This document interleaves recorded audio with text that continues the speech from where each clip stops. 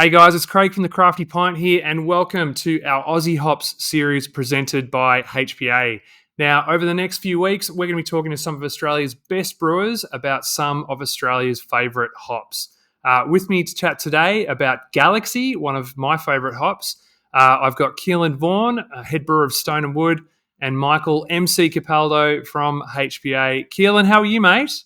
Mate, I'm very well, thank you. It's great to be here, and thank you for that lovely introduction. I'm not sure about one of the best brewers in Australia, but we'll take Take it when you can get it, Caolan. And MC, good to have you on the show. Great to be here. Thanks for having us.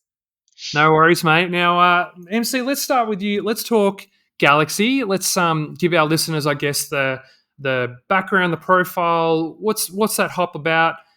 Give me the story in a nutshell. Well, bit of a background. It's been in our breeding programs from way before craft mainstream really hit us, the Australian consumers' taste buds, and really came on board as our first hop that really exploded in people's mouths and really created what we call impact in beer. And it's really appropriate to have Stone and Wood on this call because Stone and Wood, at the same time as Galaxy's trajectory was starting to grow, and we were transitioning away from growing hops purely for alpha and more towards for flavor and aroma. Brad Rogers and all the team at Stone and Wood created this beer called Stone and Wood Pacific Ale that was a single hop Galaxy beer. And, as that beer grew in popularity, along with a lot of other beers that were using Galaxy, our farms planted more and bought more land to grow more Galaxy. So it's Galaxy's success story has been a success story of the brewers who created great recipes and grew their brands around it. Really, in terms of the flavor profile, I think just giving words doesn't almost do a great hop justice, but it's always been, I think, passion fruit. Kills, jump in if you've got something different, but passion fruit's always been one of the vibe words that jumps out with it. Citrusy, sweet fruits, lemons and oranges, even guavas. It really depends on how you decide to use the hop, and that's what leads to what sort of flavor output you get from the input you put in from it, really. And in terms of, I guess, is Galaxy, would you say it's one of HPA's biggest hops today, or? Oh, definitely HPA's. It's definitely HPA's biggest hop by far. Yeah, we've had some struggles over the years just keeping up with supply, and I think we hit that balance a couple of years ago now. So a bit like a brewery who's growing out of control. And Caolan, I think I remember back in the day the availability messages. You can't get Stone Wood Pacific Ale right now, but bear with us. We're doing our best to grow. I think in 2012 we got that when I was working in a brew pub. We've had that same sort of growing pains, but right now availability is really good, and it will be for years to come. Now, Caolan, I guess from Stone and Wood's perspective, obviously, as MC mentioned, Galaxy is kind of synonymous with Stone and Wood. What was your first experience of coming across the hop yourself? Look, my first experience, it would have been in Pacific Ale. So before I joined Stone and Wood, I think I was working at Little Creatures, and back in the day, there were investors in it, and we were bringing it over to WA. And my first taste, I think, was at Clancy's Brew Pub, and I was just like, "What is this?" And drinking it next to some other great beers, and it's just, absolutely blew my mind with the sort of the flavor profile. That I don't think anyone in Australia had seen anything like it. At the time, American hops are really sort of taken off, and this just was so very unique and different. And as you said, Stone and Wood and HPA, or Stone and Wood and Galaxy, have just there are so many synergies between the success of. We couldn't have done it without, I think, each other. Well, I think HPA would have been selling hops without us, but the growth trajectory of Pacific Ale and Galaxy's demand, it's a match made in heaven. It's a hop we rely on incredibly, and we will for for many years to come. Is it a hop? Do you use it in obviously Pacific Ale, but other beers across the Stone and Wood portfolio? Yeah, look, we. I'm not gonna lie, we use a lot of it, so we like to use it in lots of different beers. Look, it goes in from things like stone beer, our winter seasonals for bittering. We also have it in our cloud catcher or cloudy. We've also got it in our hinterland hazy or hazy as it's now, hazy stonewood hazy pale ale. We use it in many beers, but Pacific Ale is definitely the lion's share of its use, but there's a good dose of it in our hazy as well. So if anyone Mm. hasn't had the chance to try that, I highly recommend getting some fresh beer into them. You mentioned, I guess, using it for bittering and so forth in other beers. I guess what do you see as the point of difference with Galaxy compared to other hops on the market? Look, I think we know this hop better than most. Mhm. We know the subtleties that you can get from it, but we also know how to use it with a whack. And I think when it first came on the market, and I think people were really kind of like with anything new and something so impactful in beer, you're learning how to use them. But look, we can get subtle nuances from it just by using it. Maybe late in the boil, and you're not trying to make something hoppy. Just it really carries through some really nice sort of flavor. You're not getting so much of the aroma. You're losing sort of some vegetal sort of characteristics. You can see some hops, and it just gives a really nice sort of background. But the Mm. bitterness, like it's a high alpha hop as well, like so many hops these days. But it has a wonderful bitterness. So, and look, we have numerous beers that the sole bitterness addition is literally comes from Galaxy. Pacific Ale, and of course it's a single hop beer. It's only made with Galaxy. Starter boil and a dry hop addition. It's started off being a very simple beer, and to be made at the original brewery down in Boronia Place in Byron has now it's a bit of a juggernaut, and yeah. Well, Keelan, I don't want you to give away the recipe for Pacific Ale because I'm sure that's a trade secret about as important as the recipe for Coca Cola. But can you give me any kind of tips and tricks if I'm a professional brewer listening into this podcast? Uh, what are the tips to using Galaxy to getting the most from that hop? Yeah, look, it really there's so many factors that it's. I think you could spend a whole podcast just talking about sort of the hows. But look, it's a very simple beer. Or start off being a very simple beer. Trying to make it on mass like we do today, it definitely brings its challenges. But look, it's a low bitterness beer, so we're not. It's not because it has yeast in solution. But the yeast does carry bitterness. You actually don't want to bitter it too heavily, just because you can get that sort of carryover from kind of we call it a yeast bite. The bitterness is carried in within the yeast. So you start with a low BU. That's definitely to make Pacific Ale. It's a 4.4% beer. It's light. It's refreshing. It's fruity.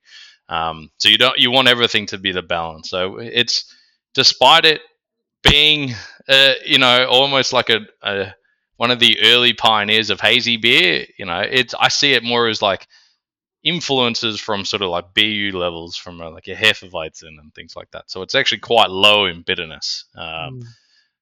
So that is definitely a key characteristic. Look, we have dry hop Pacific Ale over the years in many different ways to try and make it easier, to try and make it change the impact and things like that. And we always sort of come back to the same thing.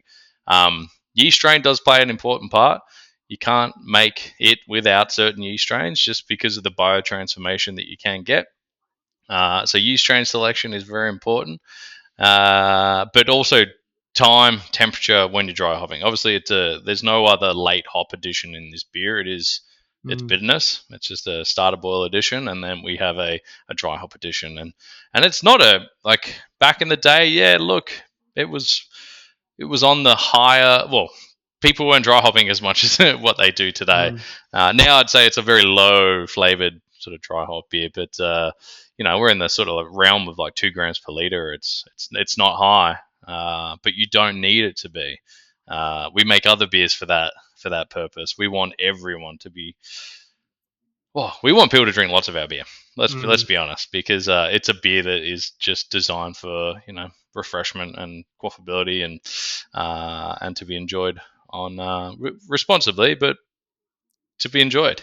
So yeah. Mate, I think you've nailed the quaffability factor for sure with Pacifico. Keelan, you mentioned yeast strains and sort of, I guess, there's particular yeast strains that work well with Galaxy. I'd be interested to hear about those, and also other hops that you think pair well with Galaxy. Obviously not in Pale Ale, but in other beers that you've brewed. Yeah, good question. So look, I think you can make any beer with any yeast, but to get the characteristics that we love, the fruity characteristics, which are there, but need a little bit of they need a little bit of love from the yeast to get that side of biotransformation. They all have different impacts. So even though there are yeast strains that may be sold as the same thing, they may not have the same impact in the beer. And that's just as an example, you've got like Y Labs or Y Yeast. Both sell the same strain, but how they impact in the beer does not always translate. And we see similar things with whether one might be a little bit more haze positive, one might flocculate a little bit more. Just how the hop flavor changes during active fermentation, dry hopping, can really change the impact and change the level of intensity of fruit characteristics or tropical characteristics that we do get in Pacific Ale. And it's really that time, that temperature, and the strain. So for us, we love one of those strains and one not as much. So fair enough. Not gonna name favourites. yeah.